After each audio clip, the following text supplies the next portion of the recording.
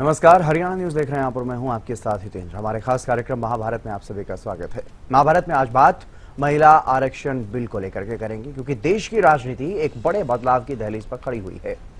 संसद के विशेष सत्र में 3 महत्वपूर्ण विधेयकों पर चर्चा का दौर चल रहा है। इनका मकसद 2029 तक महिलाओं के लिए आरक्षण कानून को लागू करना और लोकसभा की सदस्य संख्या को बढ़ाकर 850 तक करना है। ये तीनों विधेयक पास होते हैं तो साल 2029 के आम चुनाव में ही महिलाओं के लिए 33% आरक्षण जो है वो लागू होने का रास्ता साफ हो जाएगा। और एक बड़ा प्रस्ताव लोकसभा की सीटों को बढ़ाना भी है। अभी की अगर बात की जाए, लोकसभा में सिर्फ 543 सीटें हैं, लेकिन सरकार चाहती है कि इन्हें बढ़ाकर के अधिकतम 850 तक किया जाए, ताकि बढ़ती जनसंख्या के हिसाब से प्रतिनिधित्व बेहतर हो सके। इस पर सदन में खूब वार पलटवार भी देखने को मिल रहा है। पीएम मोदी ने विपक्ष को नसीहत दी और यहां तक कह दिया कि जो भी विरोध करेगा वो लंबे समय तक इसे भुगतेगा भी। और साथ ही यह भी कहा है कि अगर सर्वसम्मति से पास होता है तो किसी भी राजनीतिक दल को ना कोई फायदा है ना कोई नुकसान है। और नेता प्रतिपक्ष राहुल गांधी भी लोकसभा में बोले। उन्होंने सरकार की मंशा पर सवाल उठाए और ये कहा कि लोगों का संवैधानिक हक छीनना चाहती है सरकार। सामूहिक निर्णय शक्ति के पक्ष में जाएगा और हम सब उसके यश के हकदार होंगे। न ट्रेजरी बैंक उसका हकदार रहेगा, न मोदी उसका हकदार रहेगा। यहां बैठे हुए सब हकदार रहेंगे। जो भी राजनीतिक जीवन में सफलतापूर्वक आगे बढ़ना चाहते हैं, उनको ये मान के चलना पड़ेगा कि पिछले 25-30 साल में लाखों बहनें ग्रास रूट लेवल पर लीडर बन चुकी हैं। अब उनके अंदर सिर्फ यहां 33% का नहीं, वहां भी वो आपके फैसलों को प्रभावित करने वाली है। और इसलिए जो आज विरोध करेंगे उसको लंबे समय तक कीमत चुकानी पड़ेगी। हमें क्रेडिट नहीं चाहिए। जैसे ये पारित हो जाए, मैं कल एडवर्टाइजमेंट दे करके सबका धन्यवाद करने के लिए तैयार हूं। सबकी फोटो छपवाने के लिए तैयार हूं। क्रेडिट आप ले लो, चलो। क्रेडिट की चिंता है क्या है जी? ले लो ना क्रेडिट। आपको जिसकी फोटो छपवानी है सरकारी खर्चे से हम करवा देंगे।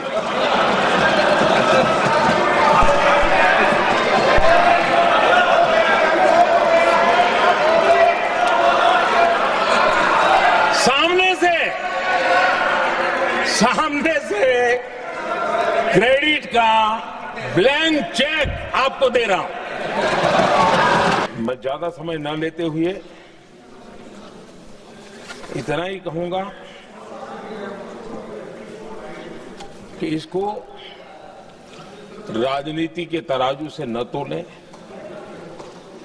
हम जब भी कुछ निर्णय करने जा रहे हैं तो देश के इतने बड़े देश का आधा जिम्मा जो उठा रहे हैं, उनका भी कोई हक बनता है यहां आने का। हमें रोकना नहीं चाहिए। The first truth is that this is not a women's bill. This is nothing to do with the empowerment of women. There is a women's bill. It was passed in 2023 in this house itself. And my friends and teachers in the BJP said that it will be implemented in 10 years' time. That is the women's bill. This is an attempt to change the electoral map of India, using and hiding behind India's women. And actually it is a shameful act, because instead of giving them women's reservation, which is very easy to do and every single opposition person will support it right now, bring that old bill back right now and we will help you for implementation from this. तो चर्चा करेंगे। हमारे साथ कुछ खास मेहमान भी जुड़ चुके हैं। प्रियदर्शनी जी हैं भारतीय जनता पार्टी से हमारे साथ जुड़ चुकी हैं, कृष्ण शर्मा जी हमारे साथ कांग्रेस की तरफ से जुड़ चुके हैं, और विकास मेहता जी इनेलो प्रवक्ता हैं, वो भी हमारे साथ जुड़ चुके हैं। आप तीनों मेहमानों का स्वागत। सबसे पहले शुरुआत में प्रियदर्शनी जी आपसे ही कर रहा हूँ, क्योंकि एक तरफ जहां पीएम मोदी अपील कर रहे हैं सांसदों से, आत्मा की आवाज सुनने के लिए कह रहे हैं और वोट करने के लिए कह रहे हैं इस बिल के पक्ष में, लेकिन दूसरी तरफ विपक्ष की तरफ से लगातार ये कहा जा रहा है कि ये सिर्फ महिला आरक्षण बिल नहीं लाया जा रहा है, महिला आरक्षण बिल के समर्थन में है, लेकिन मंशा सरकार की कुछ और है, सरकार कुछ और चाहती। प्रियदर्शनी जी मेरी आवाज आ रही है ना? जी जी। आपको हितेन जी मेरा सबसे पहले सादर प्रणाम, मेरे हरियाणा न्यूज के सारे दर्शकों को, और मेरे साथ मेरे दोनों साथी प्रवक्ता होते थे।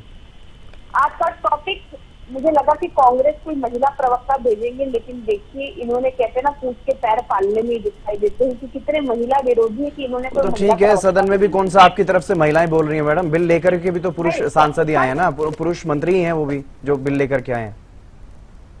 लीजिए और आगे फिर आप बोलिए, रुखसत करिए, ठीक है, क्योंकि मैं आई एम श्योर आपका भी टाइम प्रेशर है, मेरा भी टाइम प्रेशर है, तो मेरी बारी में मुझे बोलने दीजिए। अगर आपने मुझे बुलाया है तो आप अपनी बारी में बोलिएगा ना सर। तो मैडम जो बात कहनी है, जो पक्ष रखना है वो रखिए ना, आप कहाँ इधर उधर की बात? वो रखूंगी ना सर, वही मेरा पक्ष है काम रखना। मेरा मैं इनकी साझेदारिता नहीं कर सकती ना कांग्रेस की, प्लीज अंडरस्टैंड कि मैं इनकी चाटुकारिता करने के लिए यहाँ पे नहीं कर सकती ना। मैंने कब कहा मैडम आपको कि आप किसी की चाटुकारिता करिए? मैंने तो कहा ही नहीं कि आप प्रधानमंत्री की भी चाटुकारिता करें, जो हक की बात है वो कहिए आप। लेकिन ये तो मैंने लेकिन ये तो मैंने वैलिड क्वेश्चन किया ना कि अगर आज हम महिला डिबेट पे बैठ रहे हैं, आज हम लोग नारी वंदना अधिनियम पे बैठ रहे हैं सर, और उसके बाद अगर कोई महिला प्रवक्ता नहीं है तो इस पे तो डेफिनेटली मेरा क्वेश्चन करना बनता है, नहीं बनता है? ठीक है, आप ये भी कह लीजिए कि महिला एंकर नहीं है, आप कह लीजिए, मेरे को कोई आपत्ति नहीं है, कहिएगा, आप अपनी बात पूरी कीजिए। जी खैर, देखिए सबसे बड़ी बात कि हम लोग आज जिस डिबेट पर बैठे हैं वो एक बहुत ही महत्वपूर्ण डिबेट है, और नारी जो हम लोग नारी को कहते हैं नारायणी है। आज तक कांग्रेस ने इनसे पूछा जाए कि अगर हम इतिहास उठा के भी देख ले, अगर इतिहास भी देखेंगे तो जिस तरीके से इनका रवैया रहा है 33% आरक्षण पे, क्या ये रवैया सही है? अगर आप इतिहास उठा के देखेंगे, जब देवेगौड़ा जी की सरकार थी तब ये लोगों ने बाहर से समर्थन दिया था। मैं 99 की बात कर रही हूँ, 1999 की, और उस समय आप ये देखिए कि इन्होंने, इनसे जब पूछा गया था कि आप बाहर से समर्थन देंगे, तब भी इन्होंने जिस लैठी वाला काम किया था पीछे हट गए थे। उसके बाद अटल जी की सरकार ने 3 बारी इसको लाने की कोशिश की, 3 बारी ये आया सदन में, इन्होंने कभी भी सपोर्ट नहीं किया, हमेशा उसमें कमियां दिखाई, उसमें कुछ न कुछ अटंगे लगा दिए। अभी इनको और कुछ तो मिल नहीं रहा है, तो ये इन्होंने कहा जी ये जो डीलिमिटेशन करेंगे, इसी के कारण जिसको कहते हैं, इसके पीछे का है कि डीलिमिटेशन ये लोग करना चाहते हैं। पहली बात, आज मैं निशिकांत दुबे जी को भी सुन रही थी संसद में, निशिकांत दुबे जी ने एक बहुत बढ़िया बात की कि भाई डीलिमिटेशन क्यों नहीं होना चाहिए, कांग्रेस नहीं चाहती डीलिमिटेशन होना, क्योंकि जो भी घुसपैठिए इन्होंने बैठा रखे हैं, लेकिन एसआईआर पे इनका विरोध होता है, डीलिमिटेशन पे विरोध होता है, कोई भी प्रगतिशील चीज हो जाती है अगर देश में तो इनको दिक्कत हो जाती है। मान लीजिए अगर आज 545 से अगर 840 अगर सांसद अगर संसद में बैठ जाएंगे, तो आपको नहीं लगता कि रिप्रेजेंटेशन बढ़ जाएगा? इसमें क्या बुराई है? और एक रिप्रेजेंटेटिव को एक पर्टिकुलर एरिया, छोटा एरिया मिलेगा, उसमें वो ज्यादा बेहतर काम कर पाएगा। आज झारखंड, यूपी और बिहार जैसे प्रदेशों की मैं बात बता रही हूँ हितेन जी, कि वहां पे हकीकत ये है कि इतने बड़े बड़े एरिया है लोकसभा के कि 3 या 4 जिले आ रहे हैं, तो लोगों की प्राथमिकता, मतलब अगर किसी को जाके कोई काम करवाना है अपने सांसद से, तो एक जिले से दूसरे जिले की यात्रा करनी पड़ रही है उन्हें। आप सोचिए कितना एक गरीब आदमी के लिए कितना बड़ा टॉर्चर हो सकता है। और यही मैं बात बोलने की कोशिश कर रही हूँ कि इनको ये महिला विरोधी है, महिला विरोधी थे, महिला विरोधी रहेंगे। मैं एक आंकड़ा बता दूं आपको हितेन जी, जो बड़ी जिम्मेदारी के साथ बताना चाहती हूँ। 2014 में जब पहला चुनाव हुआ था, जब मोदी सरकार आई थी, तब हमने 58 महिलाओं को टिकट दिया था। उसके बाद 19 में हमने 73 और उसके बाद हम लोगों ने 91 की संख्या तक पहुंचा गए थे।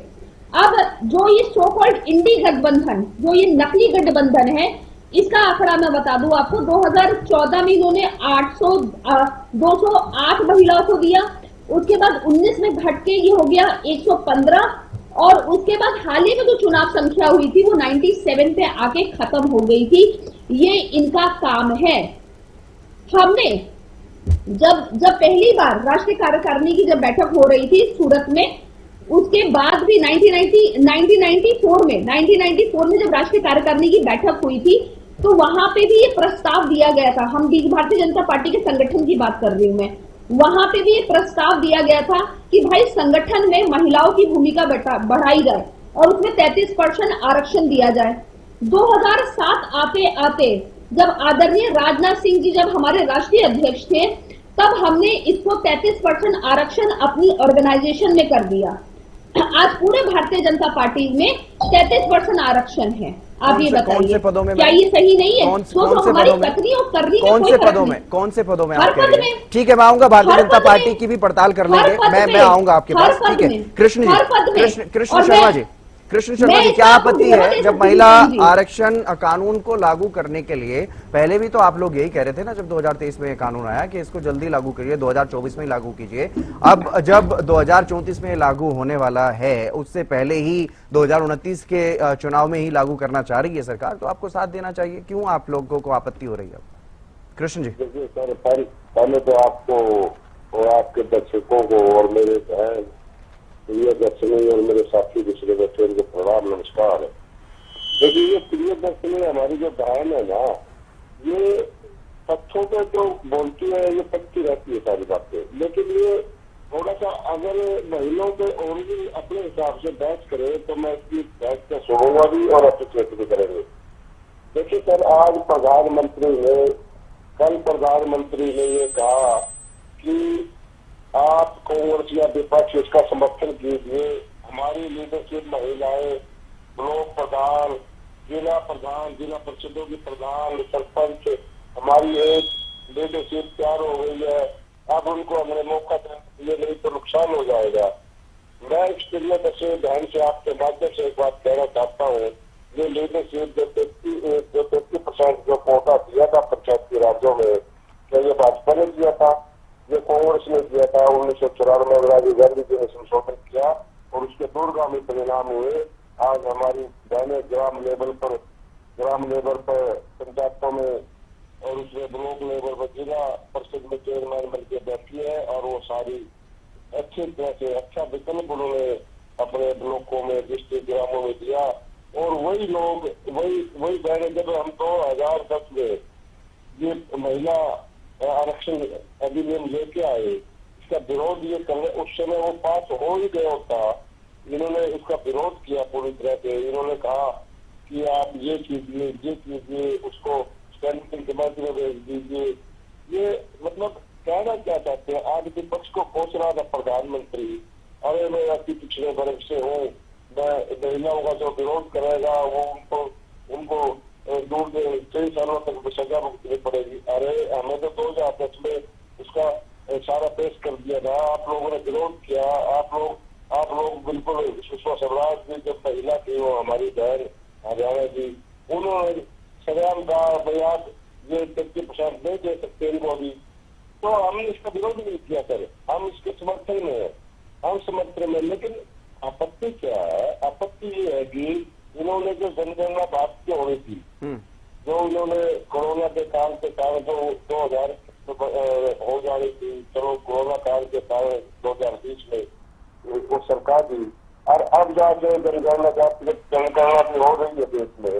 और अब आज वक्त आज मौके पे ऐसा क्या मतलब ऐसी कौन सा चुनाव हो गया था कि एकदम से 2023 में जब इन्होंने महिला कानून पास किया, आरक्षण सर लागू कर देते, 24 के चुनाव में जो सरकार है ना, इसके तो हाथ हो जाते हैं। जैसे चुनाव हुआ अभी लोकसभा का, लागू कर देते, किसने रोका था? ये ड्रामेबाज है, जुमलेबाज है, ये लोग ये नाटकबाज है, ये अलग अलग मुद्दा लेके आते हैं, विकास के नाम पे किसी ऐसी उसकी बात पर वोट ले नहीं सकते, तुमने लेके आ जाते। अब इलेक्शन है, वोटिंग हो रही है, उसमें अगर विपक्ष का विरोध करे, समर्थन करे, ये ऐसे हालात में सड़क पे ला देते हैं विपक्ष को कि ये हाँ करे ना करे, क्या बंगाल में उसका रिएक्शन होगा? अरे चुनाव के बाद आप बंगाल में चुनाव हो रहे थे, आप इतने नालायक थे तो आपने लोकसभा में क्यों नहीं करवा दिया? सर ये आपत्ति है। दूसरा जो इसमें मेन बात है, ये परिसीमन की बात करी है, डिलिमिटेशन की बात करी है। डिलिमिटेशन को 40 साल चलता पड़ा, तो अब डिलिमिटेशन अब एकदम उसका मुद्दा इन्होंने महिला आरक्षण भी इसमें कर दिया। महिला आरक्षण तो लागू था, आप उसमें संशोधन क्यों नहीं जाते थे कि उचित लागू कर देते, करिए किसके रोकते थे?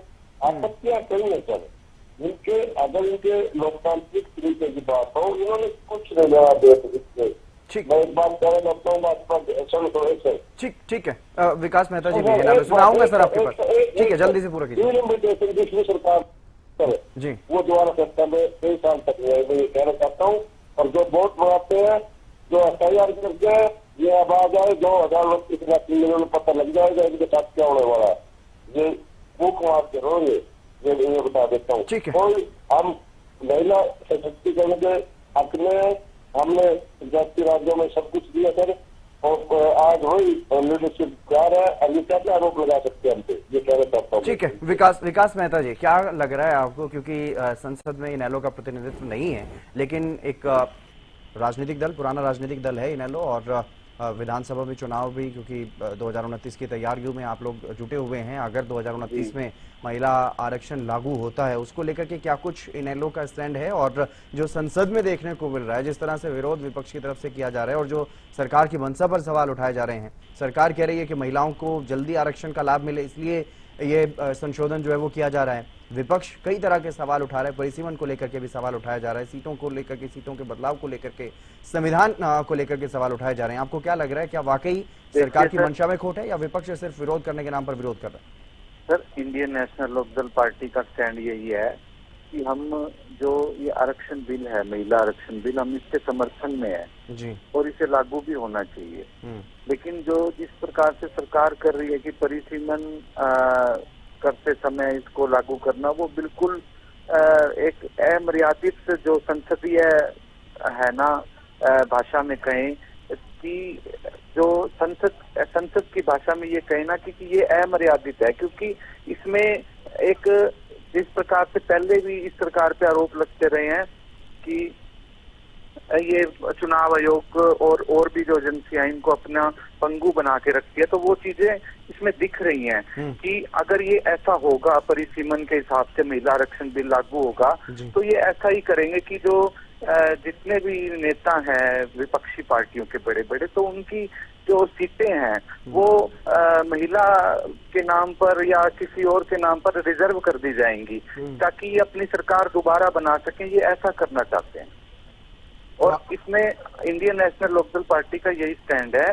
कि हम इसके समर्थन में हैं, लेकिन इसको एक बार फिर से सरकार को एक कमेटी बनाकर, जिसमें सभी विपक्ष के जो सांसद भी हैं, और जो जिस प्रकार से आपने कहा कि हमारी पार्टी का भी कोई सांसद नहीं है, तो हमारी पार्टी के किसी सीनियर नेता को, प्रत्येक राजनीतिक दल के सदस्य को इसमें सदस्य बनाकर और उनसे पूछा जाना चाहिए, एक ऑल पार्टीज की मीटिंग होनी चाहिए और फिर से एक बार विचार होना चाहिए।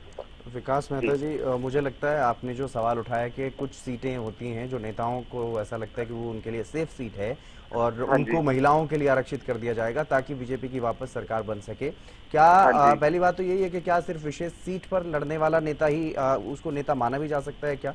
क्योंकि राहुल गांधी आज के समय में नेता विपक्ष हैं, लेकिन उनको किस तरह से स्मृति ईरानी ने उन्हीं के जो सेफ सीट रही है सदियों से, वहां पर हराने का काम किया था। हालांकि अगले चुनाव में वो हार गई, वो अलग बात है, लेकिन अगर गढ़ में भी इस तरह से नेता हार जाते हैं, और नेताओं की अगर बात करते हैं तो कोई भी बड़ा नेता होता है कई सीटों पर। चौधरी देवीलाल कितनी सीटों से चुनाव लड़े और जीते और अलग अलग जगह विधानसभा में, संसद में प्रतिनिधित्व किया, तो नेता तो कहीं से भी चुनाव लड़ते हैं और 2-2, 3-3 सीटों से चुनाव लड़ते रहे। मैंने सिर्फ एक उदाहरण पेश किया है जी। कि इस तरीके की पार्शियलिटी की यानी कि जाएगी। ये डर विपक्ष को है कहीं ना कहीं कि हाँ उनकी जी। सीटों का इस तरह तरीके से की partiality की गलत तरीके जाएगी। से इस्तेमाल होगा। हाँ, गलत तरीके से इस्तेमाल होगा इस कानून का। जी। इसलिए हम यही कहते हैं कि इस पे पुनर्विचार होना चाहिए और सभी राजनीतिक दलों का एक एक सदस्य इसमें बुलाकर एक ऑल पार्टीज की मीटिंग होनी चाहिए। ये बहुत गंभीर मुद्दा है और इसमें जल्दबाजी में इसे लागू नहीं होना करना चाहिए परिसीमन के दौरान। ठीक है प्रियदर्शनी जी, कई तरह के सवाल उठ रहे हैं लगातार और जल्दबाजी को लेकर के एक अलग से सवाल उठ रहा है क्योंकि कल 16 तारीख थी और 16 तारीख को ही इस अधिनियम को लागू भी कर दिया गया है जो 2023 में पास हुआ था। ऐसी क्या जल्दबाजी है? क्यों, अगर सर्वसम्मति से चाहते हैं सभी दल इसमें साथ दें तो पहले ऑल पार्टी मीटिंग बुला लेनी चाहिए थी। हर सेशन से पहले बुलाई भी जाती है। इस बार विशेष सत्र को लेकर के कोई इस तरह की, और जब आप विशेष कानून लेकर के आ रहे हैं, विशेष तरीके के बदलाव चाहते हैं देश की राजनीति में पूरी तरह से, ताकि चीजें बदल जाएं, परिसीमन होगा तो पूरी तरह से एक तरह से राजनीतिक नक्शा भारत का बदलेगा, तो उसको लेकर के, और महिला आरक्षण अगर लागू होता है तो उसमें भी प्रतिनिधित्व में एक बड़ा इजाफा महिलाओं के होने वाला है, दोगुने से भी ज्यादा। तो ऐसे में क्यों नहीं पहले ही ऑल पार्टी मीटिंग बुलाई गई, पहले ही क्यों नहीं एक सर्वसम्मति का एक माहौल जो तैयार करने की बात होती है वो किया गया? देखिए हितेंद्र जी, आपने लॉजिकल क्वेश्चन पूछा कि भाई आपने जो सर्वदलीय बैठक बुलाई वो आपको बुलानी चाहिए। भाई हम बुलाते हैं सर्वदलीय बैठक, अब इसमें ये खुद नहीं आते, इनके नेता नहीं आते, खड़गड़े जी पूरे मैटर को रिटर्न में लिख के भेज देते, तो इसमें हमारी गलती नहीं है। अभी कुछ दिन पहले भी हमने सर्वदलीय बैठक बुलाई थी, उसमें टीएमसी नदारत थी, उसमें कांग्रेस नदारत थी। लीडर ऑफ ऑपोजिशन से जब भी कोई सवाल पूछा जाता है, आज खुद किरण रिजिजू ने आज लोकसभा में जैसे ही भाषण राहुल जी का खत्म हुआ तो अनुराग ठाकुर जी ने माननीय अनुराग ठाकुर जी ने और किरण रिजिजू जी ने, इन दोनों ने खड़े होकर बोला राहुल जी भाग मत जाइएगा, प्लीज आपसे रिक्वेस्ट है भाग मत जाइएगा, अपना अपना अपना अपना अपना बोल के उसके बाद आप भाग जाते हैं। ये कौन सा तरीका है? Actually Rahul Gandhi ji is a very bad loser, क्योंकि प्रॉब्लम ये है कि उनको लगता है कि इंटाइटलमेंट है। मैं प्रियंका गांधी जी की भी आज वार्तालाप सुन रही थी, आज उन्होंने भी भाषण दिया, मैं उनका भाषण बड़े गौर से सुन रही थी, लेकिन वो धरातल की महिलाओं से कहीं से भी जुड़ा हुआ नहीं था। हकीकत है कैसे जुड़ा होगा भाई, वो तो राजकुमार और राज परिवार घर में पैदा हुई है, हम लोग हमारी जैसी आम महिलाएं नहीं है, लेकिन उन्हें नहीं मालूम कि ग्रास रूट से अगर कोई महिला राजनीति करना शुरू करती है तो उसके लिए कितनी दिक्कत होती है। उस मंच तक पहुंचते पहुंचते उसकी एक तमाम उम्र चली जाती है।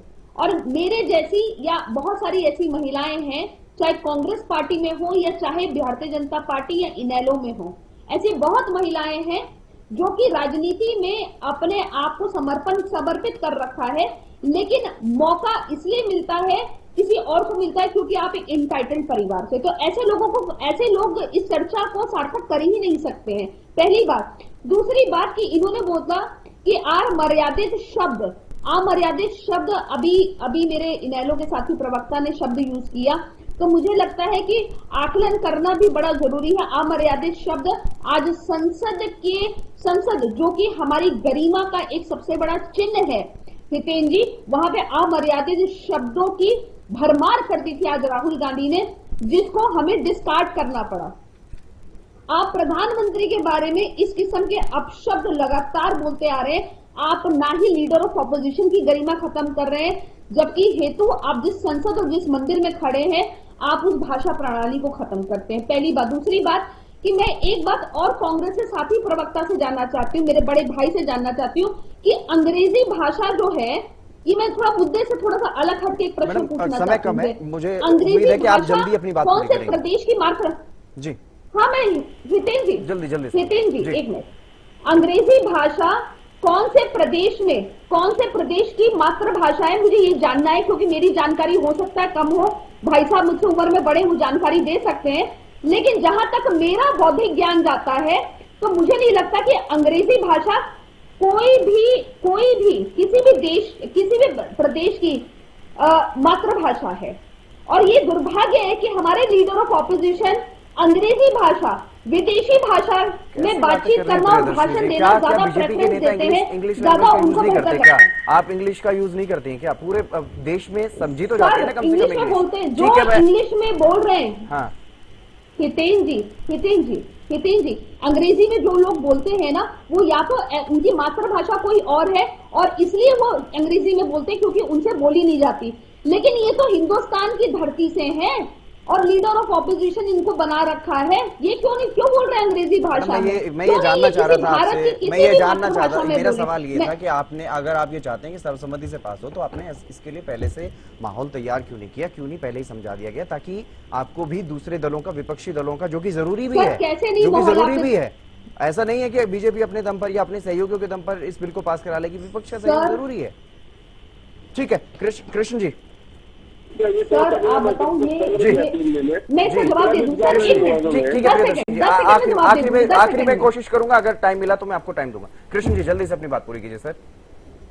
सर मैं ये कहना चाहता हूँ जी, हमें महिला आरक्षण पे हम तो सहमत है इस बात से, हम तो राजी है, ये आज से 30 साल 2014 के चुनाव में लागू हो जाना चाहिए था जी।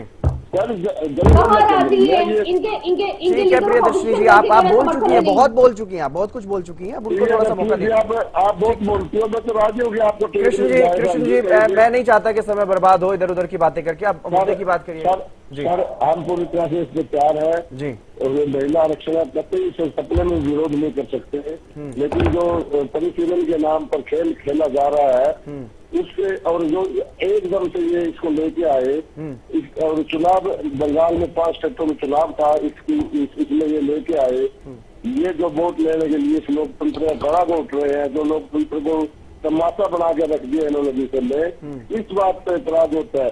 दिन में लोग लोकसभा में बहस चल रही है, रात को लागू कर देते हैं, क्या फंडा है इनका सर? राष्ट्रपति 2 दिन में साइन कर देती है, आज लोकसभा राज्यसभा में कानून पास होता है, रात के पास उसको पढ़ने नहीं दे देते हैं, वो साइन करके वो उसका नोटिफिकेशन काट देते हैं। क्या हो रहा है देश में? ठीक, क्या ये शक्तियां दुरुपयोग नहीं? ठीक है विकास जी, क्या वाकई ऐसा हो रहा है? विकास जी जल्दी से सर अपनी बात पूरी कीजिएगा। विकास जी मेरी आवाज सुन पा रहे हैं सर आप?